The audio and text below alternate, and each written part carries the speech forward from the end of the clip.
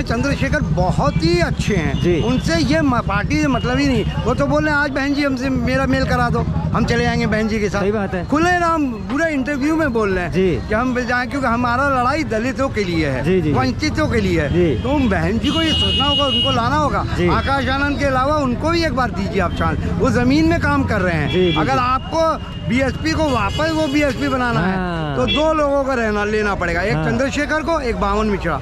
ये मायावती की गोद में गए कुछ नहीं मिला, अखिलेश के पास गए कुछ नहीं मिला।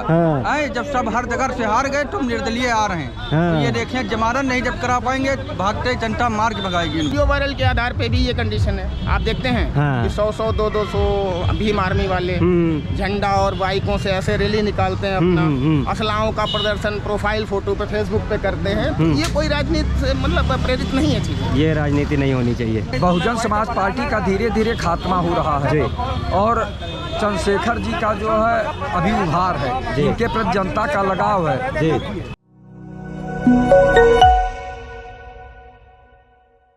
नमस्कार, आपका स्वागत है। आप देख रहे हैं खुदरंग और मैं हूँ आपके साथ आयुष। एक और नए पब्लिक ओपिनियन के साथ मैं यहाँ पे हाजिर हूँ अपनी जनता के बीच में।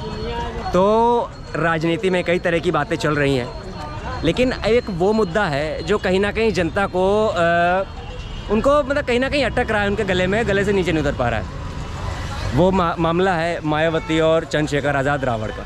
अब आप सोच रहे होंगे इसमें कैसा मेल कुछ इस तरह से जनता देख रही है कि अभी फ़िलहाल रावण अखिलेश यादव के पास गए और उनको कहीं ना कहीं समर्थन चाहिए था, एक सीट चाहिए थी नगीना की, ताकि वो वहाँ पे उनके समर्थन से लड़ सके। लेकिन ऐसा नहीं हो सका, सपा ने और अखिलेश यादव ने उनकी उम्मीदों पर पानी फेर दिया।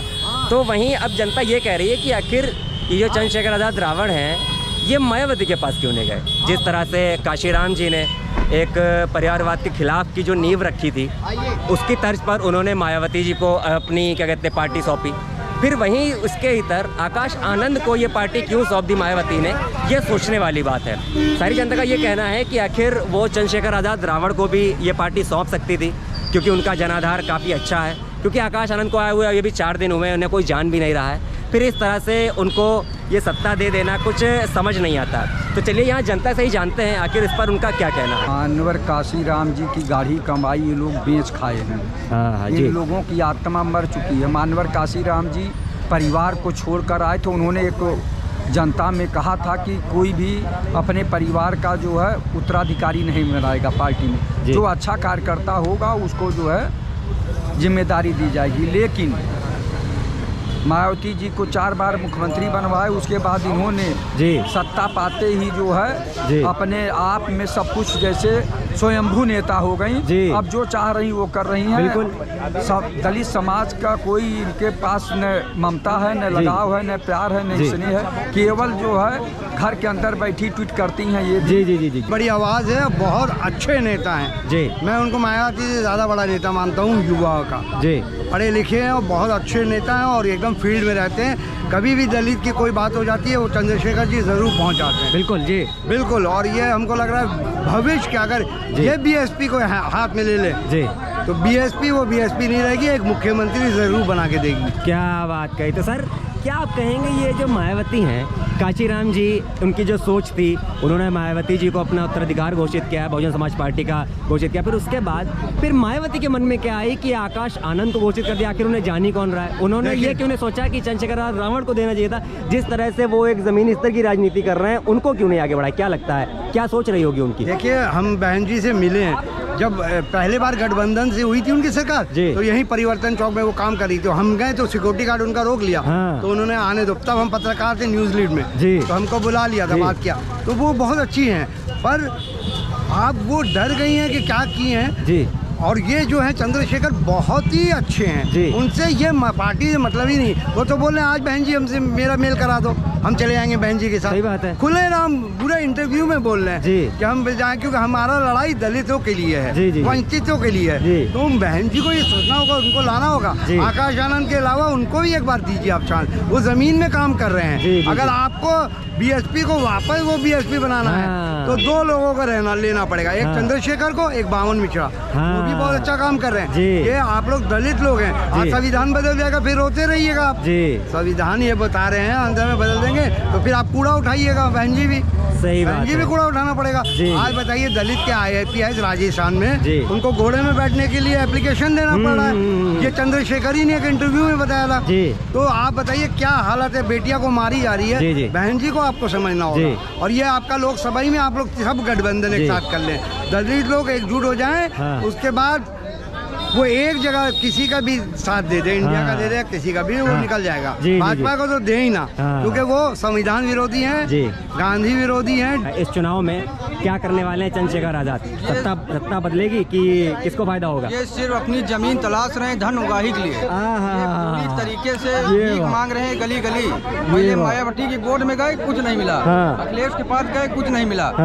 जब सब हर जगह से हार गए तो निर्दलीय आ रहे हैं। तो ये देखें, जमानत नहीं जब करा पाएंगे, भागते जनता मार के भगाएगी इनको। ये बात है। लेकिन नगीना सीट के जितने लोग हैं वहाँ तो बड़ी जनता इनके साथ में तादाद में, क्या कहेंगे? वो जनता साथ में नहीं है, वो जनता ये कट्टरपंथियों के साथ मिला हुआ रहता है। ये बात है। सीए के खिलाफ नारेबाजी करता है, जो जगह जगह इस्लामिक कट्टरपंथियों के साथ ये मिला हुआ है। ये बात है। तो मतलब ये जिस तरह की बात करते हैं दलितों, शोषितों, वंचितों की, तो उसमें कहीं ना कहीं गड़बड़ है। गड़बड़ तो है, गड़बड़ तो है, गड़बड़ है। और क्या? अच्छा ये बताइए, अगर मायावती के साथ चंद्रशेखर आ जाते तो क्या लगता है चुनावी समीकरण कुछ बदलते, कुछ होता? कुछ नहीं बदलेगा। मायावती पहली बार इनको लेंगे नहीं, वो बड़े स्तर की नेता है। मायावती का भी कद उत्तर प्रदेश की राजनीति में बहुत ऊंचा कद है। रावण, ये तो रावण है जो है। मायावती रावण को कहाँ से अपने साथ में ले लेंगे? अरे बाप रे बाप, खुद राम को मानने वाली है। रावण को कहाँ से? रावण कहाँ ले? क्या बात है भैया। क्या लगता है फर्क पड़ेगा? खैर मायावती जी की तो बात ऐसी है, वो एक राष्ट्रीय अध्यक्ष हैं, पार्टी बसपा सुप्रीमो है। लेकिन चंद्रशेखर आजाद जी की जहाँ तक की मैं बात करता हूँ, इनकी कोई यूनिटी नहीं है। अधिकारियों के ऊपर प्रेशर बनाना है, बस गुंडागर्दी कार्यकर्ताओं को करवाना है, बाप रे बाप, असला लेके प्रोफाइल फोटो छपवाना है।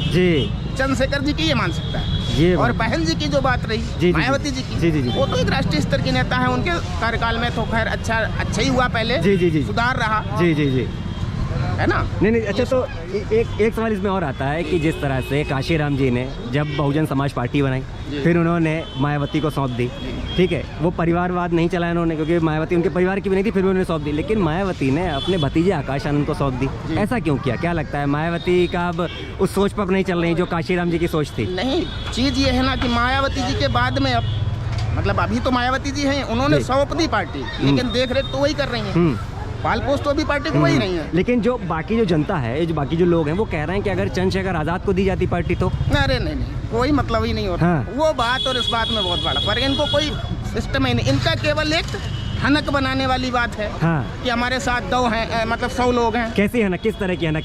कौन चंद्रशेखर बना रहे हैं? हाँ, जैसे किसी थाने में जाके किसी कांस्टेबल को हड़काना, किसी एसओ को हड़काना, किसी सीओ से अभद्रता करना कि मेरे साथ इतना कार्यकर्ता है, मैं पार्टी का ये हूँ वो हूँ। ऐसी चीजें हमारे समाज से तो राजनीति में शोभा नहीं देती। बहुजन समाज पार्टी का धीरे धीरे खात्मा हो रहा है और चंद्रशेखर जी का जो है अभी उभार है, इनके प्रति जनता का लगाव है और इनको तो दलित चेतना रथ निकालना चाहिए कि अब ये जो है जिस तरह से अपने परिवार को ला रही हैं, जबकि बसपा का मूवमेंट ही ऐसा था, मिशन ही था कि कोई परिवार का नहीं आएगा और समाज के लिए काम किया जाएगा। यही बसपा सुप्रीमो कहती थी कि मैं समाज के लिए यहाँ तक त्याग किया कि शादी विवाह नहीं किया, परिवार नहीं बसाया। तो परिवार नहीं बसाया तो परिवार से तो लेके आ रही, किसी गैर परिवार को आपको भी नहीं मिल रहा। जो अन्य दल कर रहे हैं वही आप भी कर रही हैं। तो क्या अंतर रह गया?